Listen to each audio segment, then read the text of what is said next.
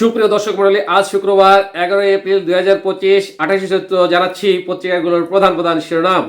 সর্বপ্রথম Ittefaq main heading করছে transshipment বাতিল, বিপাকে রপ্তানিকারকরা।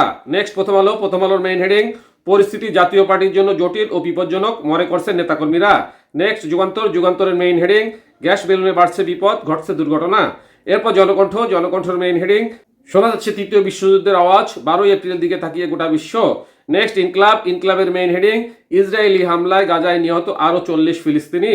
নেক্সট আমাদের সময়ের মেইন হেডিং গোপনে প্রস্তুতি নিচ্ছেন আওয়ামী লীগের নেতাকর্মীরা, তথ্য গোয়েন্দা সংস্থার।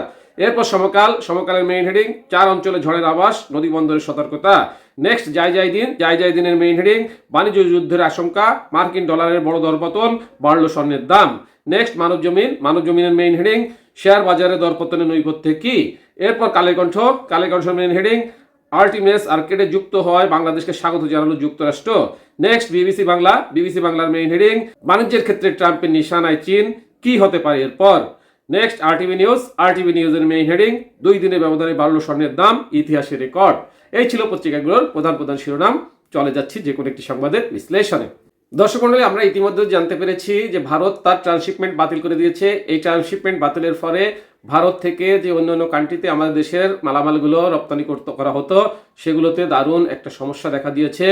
এই ব্যাপারটা নিয়ে ইত্তেফাক একটা প্রতিবেদন করেছে। চলে যাচ্ছি সেই প্রতিবেদনে। ট্রান্সশিপমেন্ট বাতিল, বিপাকে রপ্তানিকারকরা।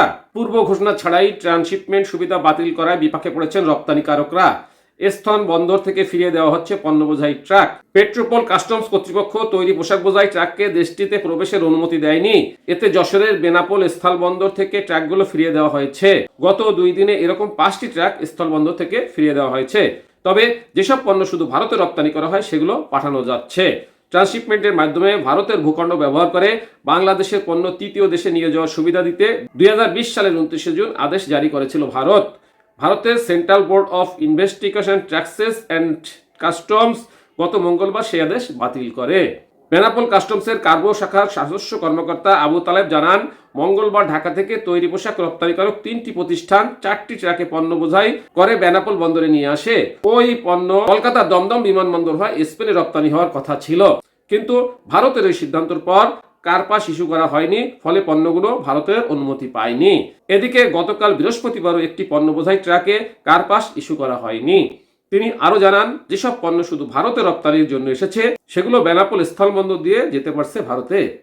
বেনাপোলে পণ্যের ক্লিয়ারিং অ্যান্ড ফরওয়ার্ডিং এজেন্ট প্রতিষ্ঠান বলেছে, পূর্ব ঘোষণা ছাড়াই হঠাৎ ভারত সরকার ট্রান্সশিপমেন্ট সুবিধা প্রত্যাহার করেছে। পণ্য ঢুকতে না দেওয়ায় রপ্তানিকারক প্রতিষ্ঠান ও আমরা ক্ষতির মুখে পড়েছি। এই সুবিধা বাতিলের একদিন আগেও 20টি ট্রাক তৈরি পোশাক তাদের প্রতিষ্ঠানের মাধ্যমে ভারতের ট্রানজিট ব্যবহার করে ইউরোপের বিভিন্ন দেশে পাঠানো হয়েছে। সাধারণত তৈরি পোশাকের রপ্তানি গ্রীষ্মে বাড়ে, এখন রপ্তানির ভরা মৌসুম। এই মুহূর্তে ভারতের এই সিদ্ধান্তে তারা বিরাট ক্ষতির মুখে পড়ছেন।